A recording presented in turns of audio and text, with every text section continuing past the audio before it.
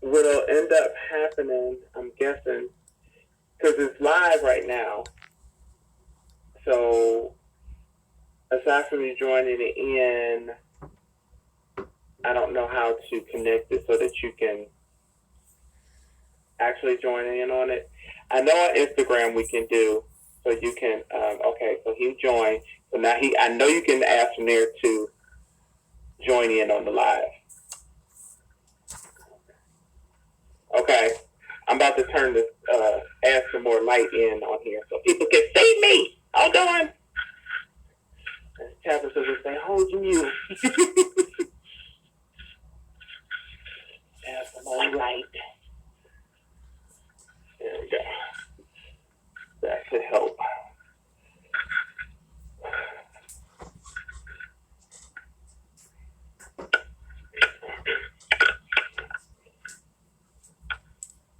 Is that the light? No.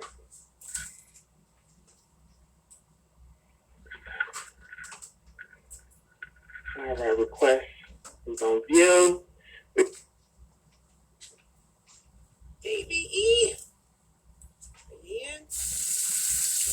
Wait for it. Okay, I see you guys. Hey.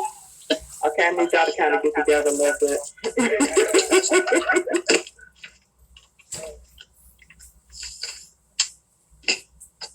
Hello, everyone joining in. I am. Okay, there we go. I forgot we were still on the phone. Okay, hello, everyone. Hello. This is Miss E coming to you live on both Facebook and on Instagram. And on Instagram, I have Duane and Venica. She should be right over there in that corner over there. Hey! Joining us live. We were trying to see if we could sync it up both on Facebook and Instagram, but it's looking like you only hear me on Facebook, and on Instagram you'll have it all. So what I'll probably do is share it between the two after the video is over with, in addition to posting it on my YouTube channel that is the same title as the group, which is AYSTYAR, which is the acronym for Are You Sure That You Are Ready? Which is the name of my book and workbook, A Singles Guide to Preparing for Marriage. And also part of the title for my guide to vendors that I have written. So, today, this has been a while coming with everything going on. Right now, we had tried to schedule this in March, and it got pushed back. And I said, you know what? We're going to do this. We're going to do this here. We're going to do it live.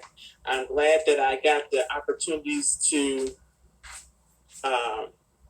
try it out over the summer while we were getting things together. Hello, everyone. Thank you for joining in.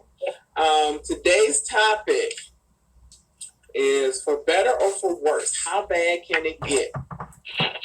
So just to kind of give you guys an overview, I've been doing these coffee and conversations now for a few years. I want to say it's at least 5 now. Let's see, because the book came out in 2011, workbook came out in 2016. And in between time, I started the conversations, and it's been going pretty good. We started off at the Coffee Fix Cafe in South Euclid in Mayfield, and then she moved down to Euclid under Coffee Fix Midtown. I'm sorry, Cafe Fix Midtown.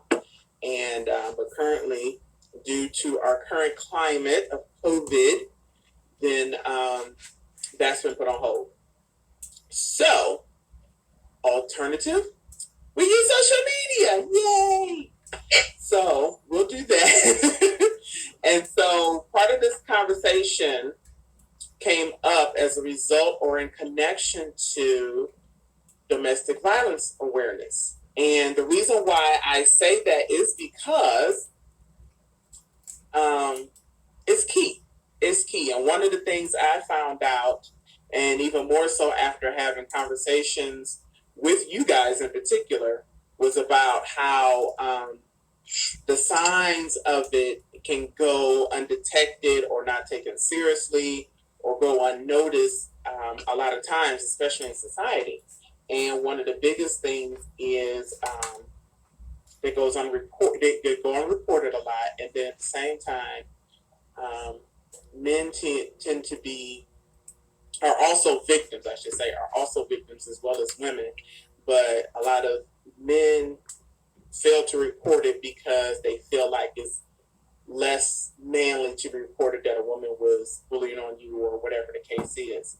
And but we wanted to shed some light and awareness on it today. I met this lovely couple a couple of years ago through the network Notions. Am I correct? Is that how we met?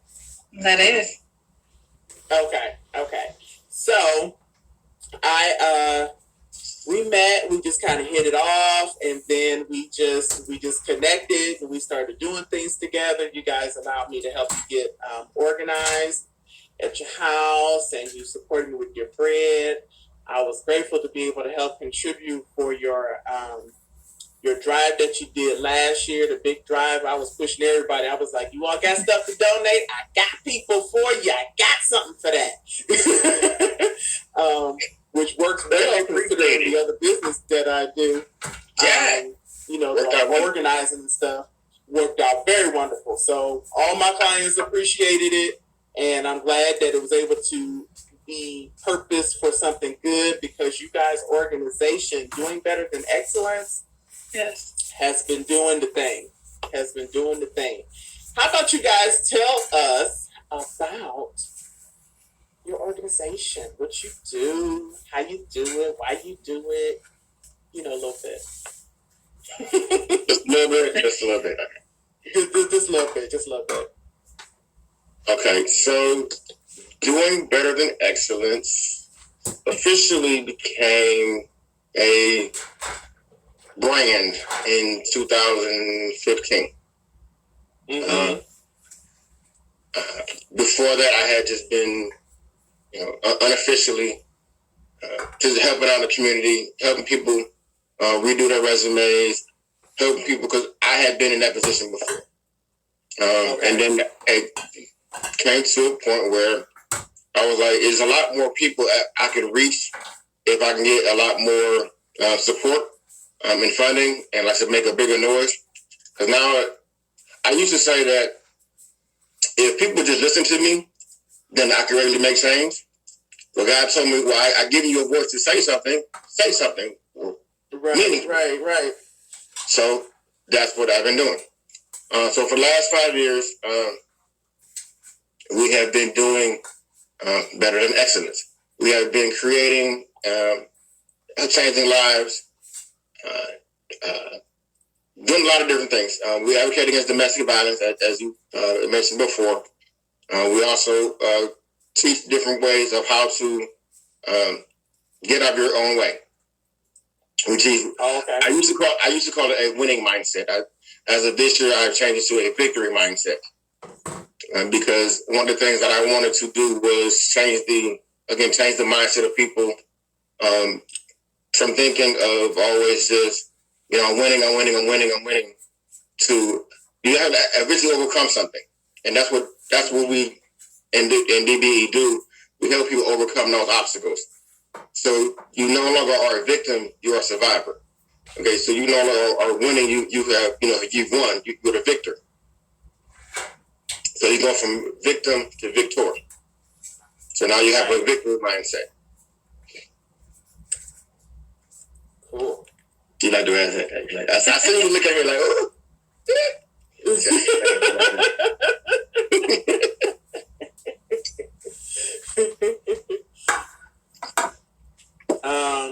Which is awesome. So I am glad, because like I said, when we were preparing for this, one of the things that came up in our discussion was how the topic of domestic violence in particular is portrayed in different shows and movies and things of that sort, whether it's obvious, and there are times when it's subliminal, or not even subliminal, but it's not as obvious, I guess I should say. And then I think a lot of people tend to not recognize the different cues, signs, and or actions or behaviors that lead towards it. Because you think about you dating somebody, yay. When you meet somebody, you're dating somebody. As things go progressive, you say, okay, I think I can see a future with them. And then you come to the point where you all decide to get engaged, and you want to make it more permanent. Okay, great. Okay, we can do that. Okay, sure. Mm-hmm. Then you may even see some little things here or there that make you go, I don't know, little Ray. But you're like, I love him. No, he do a lot of good stuff. He do a lot of great stuff. Or she do a lot of good stuff. Make me feel good, whatever. Mm-hmm. But then you have it to where something sometimes happens after the I do. Whether it's immediate or shortly thereafter. Mm-hmm. And by that I mean like as quickly as the wedding night, before y'all go to bed, he'll say he'll do something or something will come up and be said. And then, or, it could be a couple of weeks down the line after you think you all get settled in and stuff like that. And all of a sudden you're like, well, hold on. I didn't see any signs of that beforehand. Right. So, you're like, hey, okay, all right, okay, now what do I do? And then you find yourself caught up in this web of stuff before you can really just up and leave, or you feel like you don't want to leave because depending on how long it took before you finally decided to settle down with this person, very few people like starting over, feel a sense of, a sense of anxiety or, maybe even failure in some cases, like, oh, well, I don't want to break up. I don't want to start over. I don't want to go through all of that again, or, that stuff. And they beat themselves up internally as a result. And versus trying to, I think, focus more on being healthier, which is one of the reasons why I wrote my book to begin with, was about making healthier choices so that you can be healthy enough for you on the inside so that you can be aware of what you see and bring into your life from the outside. Right. So we're going to get into this. Okay. Oh. So, yes, it's time. It is time to get into this. So, I've been working to keep a lot of this, contained over the week and stuff, especially after our conversation. I was like, oh, wow, I can't wait now. I think if we could have just gone live that night, it was like, let's go and get this over with right now. No, that would have been too much. Right. Like raw, unfiltered, like here it comes, Yeah. And what I would like for you to share after we're done, and I figure a way to do it, some of the information that we discussed, we can post in the group event page discussion. And kind of chime in on the different things afterwards. I know we were talking about doing it beforehand, but clearly, even with COVID, there's still not enough time to do some of the things we want to do because of all the other things we're trying to do in addition to while we got the time to do it. Forget COVID, it's snowing outside. Again. I don't know. Well, I guess that's a good thing. I'm saying how anyway. It's snowing outside. I'm going outside. It's snowing. Right, exactly. Versus if it was all sunny and bright, people would really be losing their minds right now. Like, oh my God, and it's nice outside. Like I can't take it. So, okay, so Duane. Let me see how we gonna do this. Okay. I'm gonna do this. Okay, so we talked about some movies.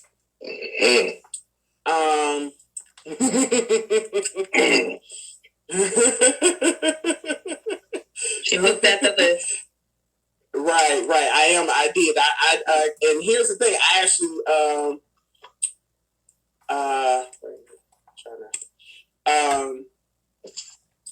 I went and watched one of the videos. I believe we discussed, and if we didn't, I think we did because it made me go back and look at it to see some of the things we were talking about. Mm-hmm. So some of the movies that we discussed that have obvious signs and stories about domestic violence go as far back as The Burning Bed with Farrah Fawcett. Mm-hmm. And I think that was crazy in itself because you had his family living right next door and you still couldn't get no help. That was crazy. You have What's Love Got to Do with It, which is, one of the famous movies, and that came out as a great survival and everything, and how she overcame and never looked back, and ended up having a breakout career, ended being long term after the result. She worked too hard for that, Your Honor. And was it Tyler Perry's Family Reunion, Diary of a Mad Black Woman? That one I think was more so an emotional abuse. That wasn't as much physical. Well, it got physical when he got hurt, but before then it was more emotional with him. Right. Would you agree? Mm-hmm. It can go both ways. And financial and spiritual and a couple other reasons. They hit a lot of key points in there. You have physical, you have emotional, you have financial, and because she was a God-fearing woman, he broke her down spiritually, and that's where it tacked on. So you have to look at all of the dimensions of domestic violence in that movie. Like I said, when I said financially, he was paying for everything. Straight out of high school, he knew he was going to NFL. He knew he was going to be famous, so she didn't do anything. So it got to a point where that was her lifestyle. She would do whatever it come with, and then that's going to be that. So he took advantage of it. Right. So he ended up, in a sense, kind of crippling her. Mm-hmm. Right. Mm-hmm. You have to depend on me. Right, all the way. And I don't know. And then it's crazy because it wasn't like she was trying to get mouthy or anything, as if she was trying to indicate she was going to leave. She was just trying to do the best that she could within the relationship. Mm-hmm. To keep the spark going, to do different things, but all the while he cheating and doing whatever he want to do. Well, at the same time, you have to think about her not being able to have kids. And having that Black woman, where that's a part of the sexual abuse as well, because I'm going to go cheat on you, but then because I've dummied you down to a point where you depend on me, where are you going? You don't have any skills now. You know, that's a part of that sexual abuse, because now you depend on me. Where are you going to go? Because I'm all you've had. So it's a lot when you dig into that movie, and you're like, well, they basically hit every portion of domestic violence in certain keys. Mm-hmm. Mm-hmm. Yeah, they did. And it's so crazy because I guess he just figured he was going to kick her while she was down, because not only do you throw this woman in her face, you moved her into your house while she was still living there. Then you up and put her out, saying, I got you a truck. He'll take you wherever you want to go, knowing her options were very limited. Mm-hmm. It's just like, well, I don't care. Here go a truck, and just do whatever you got to do. Like, you don't even care what happened. We're talking about the movie, Wendy, Diary of a Mad Black Woman. With the Tyler Perry movie. We're not just talking about the book. We're not just talking about that. We're talking about domestic violence in general. In connection with the book, right. And another one was like Sleeping with the Enemy and Enough. Because those two women, they went to, they had to go and get their skills up and fought back specifically towards their abusers. And that was even after they decided to get away.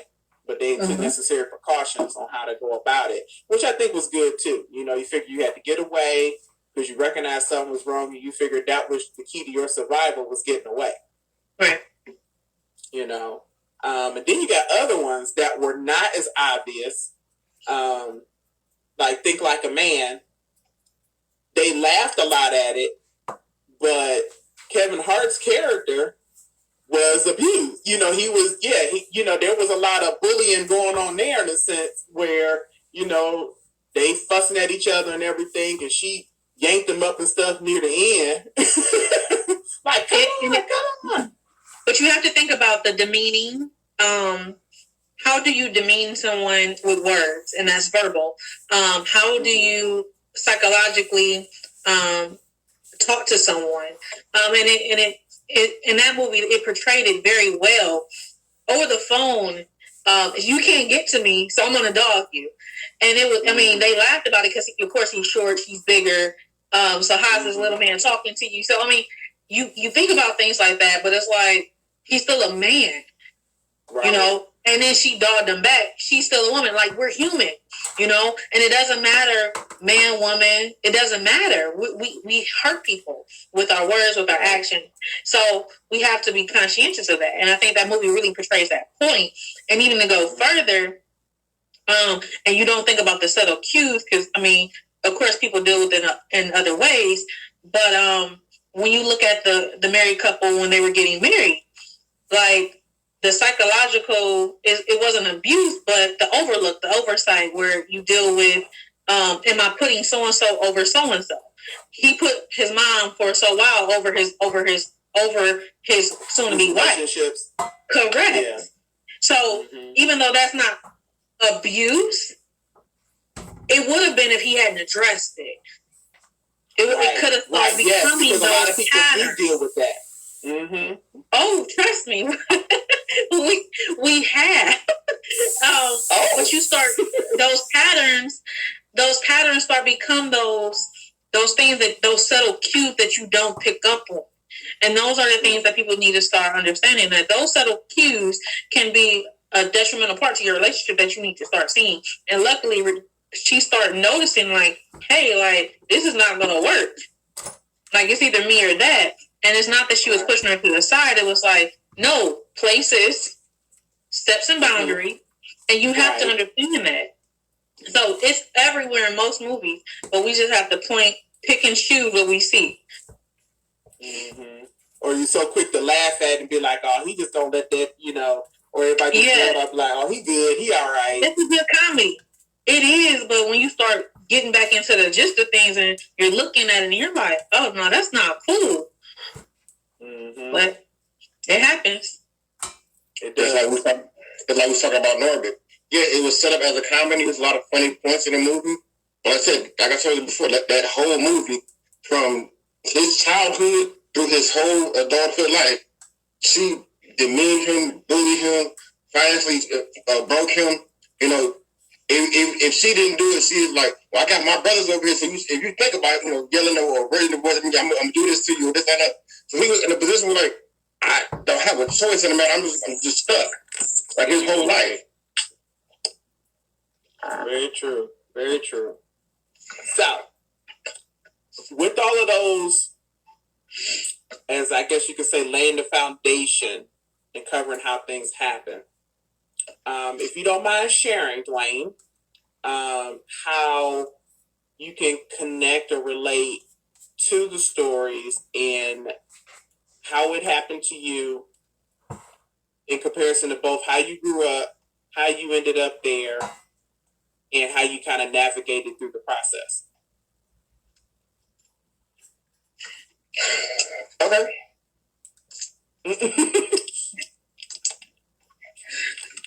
All right. 5 minutes. I have no filter. Okay. So I went live. I went live last year because somebody told me that I need to connect with people and tell my story. So to tell my story, get my background on, again, why Doing Better actually became a business, became a movement, started doing what we're doing. I didn't just watch my mom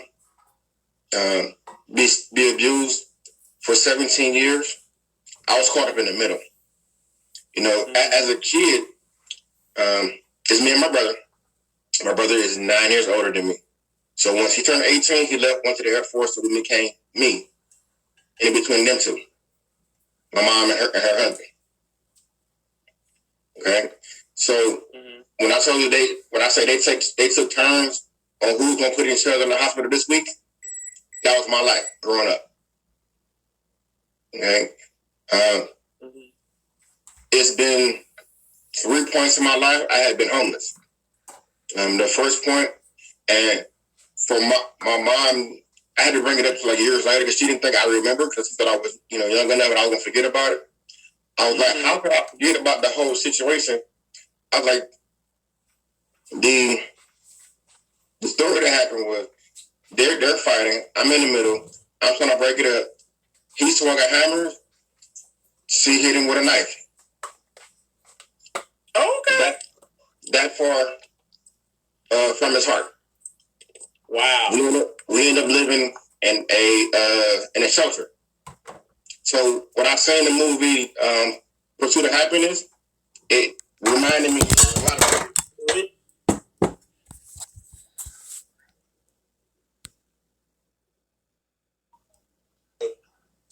This has been a while coming. Connected, and we started doing things together. You got like a hammer. She hit him with a knife. okay. That far from his heart. Wow. We end up living in a shelter. So when I say in the movie Pursuit of Happiness, it reminded me. There was a lot of triggers in that movie for me. Oh wow, yeah. Okay, so okay. even again, that movie was mostly about him trying to overcome obstacles and stuff like that. And we look at the situation where he was in a relationship with his wife. His wife left him with his kid. You know what I'm saying? He's homeless. He's struggling. He's trying to figure out. He's trying to make the next step.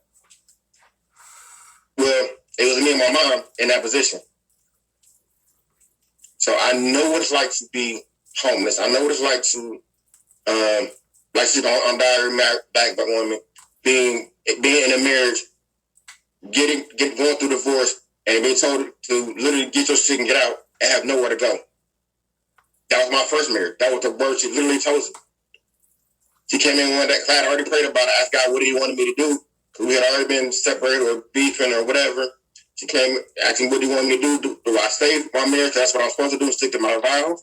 Or do I leave and move on? And what said was she came in the house, she said, get your shit and get out. Clear enough picture for me.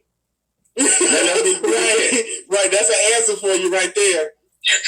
And it was funny to me what I felt relieved when she said it. I wasn't angry, I wasn't bitter. I literally just grabbed the bag and started packing up stuff. She's like, you're not gonna argue, you're not gonna fight. I'm like, for what? I had already prayed about it. I had already put it in God's hands, and I already said, because at this point in life, I was a guy who went from rags to riches. I was from the corner boy to the pulpit. I was literally in a pulpit preaching and telling people, like, I have overcome a lot of stuff in life. I had been through head-on car collisions and I walked away without a scratch. I've been through stuff in life where I have to say that I have been victorious thus far. My dad died at 38 in his sleep. Oh, wow. Okay. I just turned 40 this year. Okay. I never thought I would see this day. Wow. Because of all the stuff I had been through with my mom. My dad wasn't there. And a lot of stuff going on. I was growing up.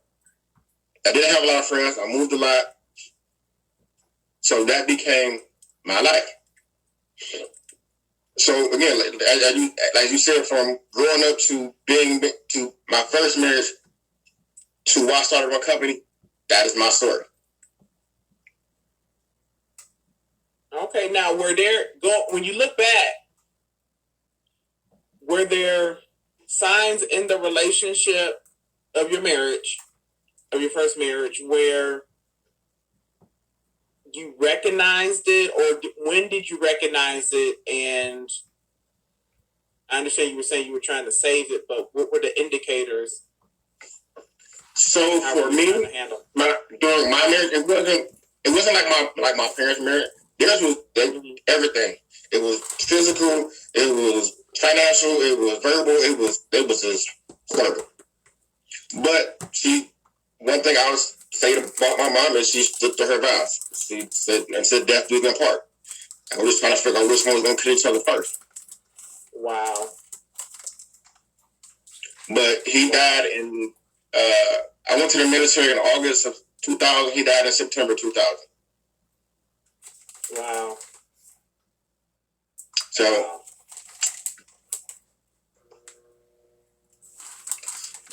But you said your wife was she was verbally and financially abusive? Right. So when I say financially abusive, it became a point where when I first got out of the military, it was I didn't have a job. I thought I had a job lined up, but things didn't work out.